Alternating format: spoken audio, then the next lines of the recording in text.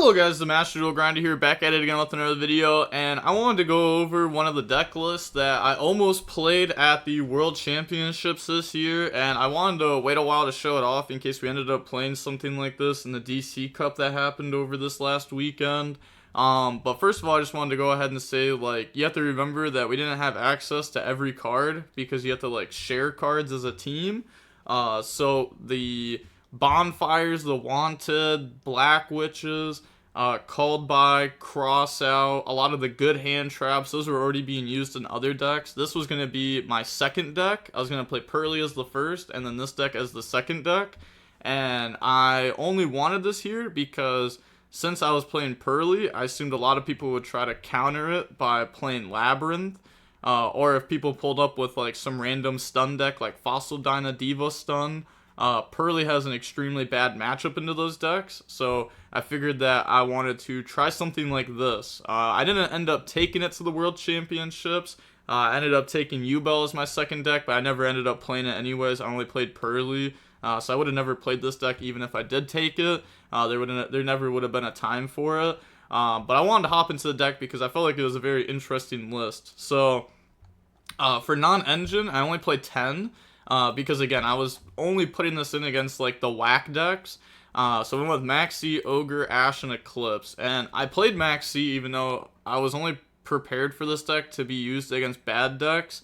You never know at Worlds if your opponent's actually going to play Labyrinth or if they like switch to their real deck. So if they play their real deck, then you still need non-engine to be able to win the game. Otherwise, imagine you prepare all for Labyrinth and then your opponent is just playing like a YuGiOh deck or something. And now all of a sudden, you know, you're in a bad situation because you drew no non-engine against YuGiOh going second. So I played Max C, Ghost Ogre because you can search it off the Jam Dragon Drive. This switched a lot, whether it was supposed to be Ogre or the second Z Almond, just because this card wouldn't be good in the matchups that I was expecting it to be, and then it's also just not that great in the other matchups too. So this switched back and forth on Z Almond a lot. Then I played Triple Ash. This is obviously really good against like all the decks, and then it stops Maxi. Ash, Maxi, and Gamma were our shared cards, so Gamma was already in the first deck, so I wouldn't have it in this deck. There's no SP because, you know, I needed to use it for the first deck, the deck I was going to be playing most of the time. Now, I do play the Punk cards. I played the Punk cards because they gave you Jam Dragon Drive into either a number 90 or into a Zombie Vampire, so they acted as like pseudo starters, and they acted as a extender with E-Telly. Also, like, Foxy isn't like that bad to draw either, because you can just Foxy in the Z Almond, and then you Z Almond search for Deer Note, which isn't the greatest. Also, something really cool is Zombie Vampire being able to hit Deer Note, and then Deer Note being able to just like link off and summon back out from the graveyard. That actually was coming up, not like, obviously it didn't come up too much because it's like random what you hit off Zombie Vampire, but like those cool niche interactions or interactions that like, it was just coming up a decent amount. I maxed out on Fire Kings because we didn't have Snake Eyes, so I played like 3 Ponix, 3 Olkanix. I was playing 3 Garunix at one point, decided that just wasn't worth it. Played 2 Garunix, 3 Kieran. I was also playing Traden in this deck at 1.2. You can switch Dasher over to Plasma, and then you have 12 level 8s, but realistically it's not 12 because you don't want to use Mseti as a Traden target, so you're going to end up using Mseti effects, so you really only have 9 Traden targets. But Traden is definitely something that you could consider with a build like this. I played the DPE package because I didn't have SP, and again, this was for like the bad decks, right? And then also, DPE works insanely well with Fire King cards, because you can just go like DPE, destroy like a random fire on my field, destroy your card, and then trigger Garunix, or you could DPE to destroy Whale, which is pretty cool, which is not like that great, especially in this build. There's also like random combos that you do in this deck where you make Anaconda, you don't use the effect, then you make Whale, and then you destroy Whale with like Island or Kieran, and then you can bring back out Anaconda, so that way you get Whale in the rotation. And then now when you use DPE, you can destroy Anaconda plus their card, and then Whale will banish since Anaconda was destroyed to go ahead and pop another card. So there's like some cool interactions with that. Played the Horus cards because they are an excellent engine and none of our other decks were using them. And then also, once again, it gets you Zombie Vampire or number 90. So it also makes it to where if you draw like E-Telly plus some SETI, you're not just going for Zombie Vampire. You have number 90, then Zombie Vampire to protect yourself. Now I want to hop into a cool part of the deck. I was playing Manticore of Darkness, so with a deck like this, and the decks I was preparing to play against, being like Labyrinth, being, all these like goofy decks, you can Manticore of Darkness if they max CU, or like, let's say I play against Fossil Dynastun, right? Like, that deck's only hand trap is max C. They won't have any other hand trap in their entire deck, so if I go up against Runic Stun, or Fossil Dynastun, or anything like that, if they max C me, then I can just get to 2 Manticore Darkness, and then loop them and deck them out. So there's multiple ways to get to this. There's 3 going first, 4 going second. When you go first, you have Ulcanix that can go ahead and search it, you have Garunix that can go ahead and destroy it, and you have Curious that can go ahead and dump it. When you go second, you also have Hita, because you're able to crash Hita to go ahead and search for the Manticore Darkness. So that's how you have 3 to 4 ways to get access to this.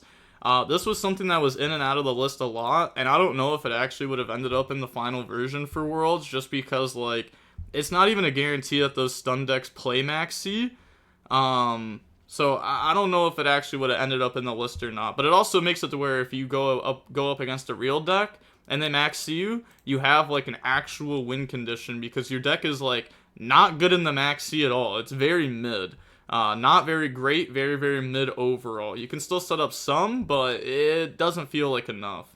So yeah, that was like pretty cool. You could play like card destruction with this and try to like deck the opponent out if you just like cut this and play card destruction instead. So that's like another cool thing to note. And it's also easier to make Curious because we play Anaconda, because you can Anaconda change the attribute of something, so you can have like multiple darks because of that, but you can also just make it with your engine. There also was a Link Kuriboh in this deck at one point, and that helped be able to get access to the Curious package more. Also, Zombie Vampire is like broken, because you can Zombie Vampire mill, and if your opponent hits a fire or a dark, then it gives you an extender, because now you can Dark Charmer into the next body. And I feel like that was really important in a build without Snake Eyes, because the Snake Eyes give you so many extra bodies that we don't have in this. Also, because I didn't have Bonfire and stuff, we still had Poplar, and I still had access to Snake Eye Ash. So I tried playing the Snake Eye cards for a while, but they felt very underwhelming. The times where they felt like they were at their best was when I was just milling them off Zombie Vampire. Because if you mill like Snake Eye Ash off Zombie Vampire, and then you start getting all the free bodies from it, like that ends up being nice. Also tried playing like a weird package of like 1 Poplar, 1 Original in the deck, and that's it for the Snake Eye engine. Just because if you Zombie Vampire mill the opponent, then you can Hita go take like their Oak summon back out from graveyard, Oak effect, send, bring out Poplar into Original, and start trying to go from there. So I did try that package out for a little bit too. Just didn't really seem like it was worth it overall. I did play 2 Fusion Destiny. I was playing one of this, but then I was like, wait, this card's actually just crazy against the slow decks. Zombie Vampire can also mess you up a little bit too, because you can mill your Denier, your Dasher, or your Skyburn. And if you mill these cards, it does kind of suck. Maxed out on Island Sanctuary because I'm playing like above 40, and then also it's a pure Fire King list. It does suck to draw multiples of these, but I'd rather draw 2 of them than 0 of them when I'm going up against like a slow deck, because these cards really get your engine just rolling. I don't think I have too much more to say. Oh, Barong. Yeah, I did play Barong in the list, because like I said, this deck is like naturally bad in the max C. So being able to go ahead and like destroy Barong, and then Barong get access to Kieran to be able to play on the opponent's turn felt strong. Just having like more ways to play through the max C. Even though Barong is like a horrible draw, it's not very good at all. Unless if you can get your Fire King stuff rolling, then destroying this off island is really nice. Because then you don't have to go out of your way to try to get Kieran. Especially in this build too, because we don't have Flame Birch, so you can't Flame Birch, Spell Trap Zone, Ulcanix, and then summon it during the opponent's turn and use that to get access to the Kieran. So we get access to Kieran a little bit less because of that. But yeah, that is good. Oh, I guess I'll talk about Book of Eclipse. So I played Book of Eclipse because this also protected me against hand traps, while also being able to beat some of the Floodgate monsters. Now, we did think about playing like Heavy Storm in this deck, Harpies and stuff like that, which, you know, is definitely stuff that, like, you know, going back I would have considered more looking at. So yeah, I don't know, it's very interesting. Building your deck for Worlds is extremely hard. I'll say that, it's extremely hard, and I think the people that have gone the Worlds before versus the people that haven't gone the Worlds have such an advantage over them because it's such a unique way to deck build. So I think like people who have gone the Worlds just have such an advantage over people that haven't. So the people that have gone the Worlds should do better than people who haven't gone the Worlds before, even though they should be on like equal level like playing field, just because like the deck building process is so much different than anything you've ever experienced, or at least anything I've ever experienced.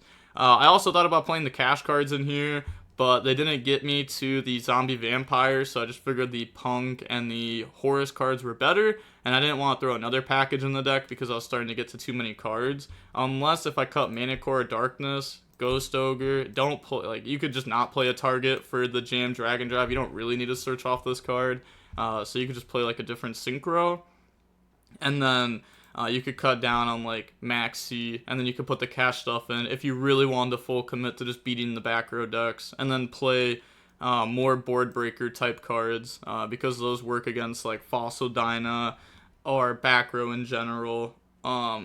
Yeah, it's pretty good. And even like Book of Eclipse against like the Runic Stun deck is still good, just because you're able to set the Hugin, which means now you can actually pop their cards and they can't really prevent you from doing it. Or if they like flip Skill Drain or like any Floodgate, you can use Book of Eclipse to try to like dodge it. And then once again, they won't be able to like Hugin protect or anything. If they flip like Warlords, in response to you like Kieran effect, you chain Book of Eclipse, set your field, set their field, and now you Kieran summon, pop the Warlords, and they can't prevent you from doing that. So it's like a good way to like out Floodgates too. I thought about playing multiple Skyburn, but it wasn't very good. It's not like you're always starting with Fire King cards. You can start with your other engines and get in the Fire King stuff, and if you get stopped on those engines, Skyburn's just bad. And it really never felt like you needed more than one Skyburn, even against the slow decks. Like the second one would have been nice. Like it may have been worth playing two of this. I was going back and forth on a lot of the options for a while. But you definitely have to play one of it at least, especially in this build where I play the 6 islands. Because if you open one of these, you want to have another card to search, so it gives you the extra interruption. And then also this card helps you a lot in the Max C. But that is going to be it for the deck profile. I am going to be uploading a little bit of my DC Cup games very shortly onto this channel, so if you haven't already, I'd appreciate it if you subscribed. If you don't subscribe, that's also fair enough. I don't upload consistent enough on here. But with all that being said, the Master Duel Grinder signing off. Peace. Have a nice day. Stay safe.